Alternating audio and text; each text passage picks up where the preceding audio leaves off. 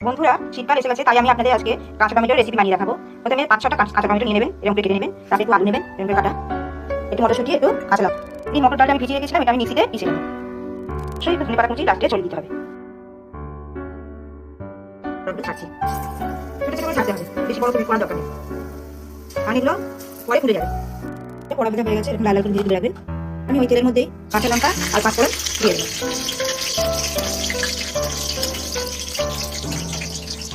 এবার আমি আলু টুকিটা দিয়ে দেবো। আলুটা হালকা লাল করে একটু ভেজে নেওয়ার পরে তারপর আমি মটরশুঁটি দেবো। মটরশুঁটিটা দিয়ে দিলাম আলু ভাজার পরে।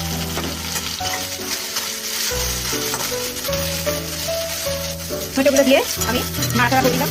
তারপর আমি মশলাগুলো দেবো। প্রথমে আমি নুন দিলাম, তারপরে হলুদ দেবো, পরে জিরেগুলো তুলে দিলাম। এবার একটু নাড়াচাড়া করে একটুখানি সাঁতলে নেবো। তারপরে একটু পরে আমি জল দিয়ে এটাকে সেদ্ধ করে দেবো।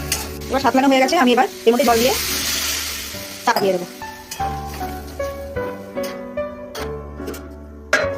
এবার আমি বড়াগুলো দিয়ে দিলাম, দেওয়ার পরে একটুখানি নাড়াচাড়া করে নিলাম। এই যা জল আছে এই বড়াতে জলটা টেনে যাবে। এবার আমি ধনে পাতাগুলো ছড়িয়ে দেবো। এবার নাড়াচাড়া করে ওভেন অফ করবো।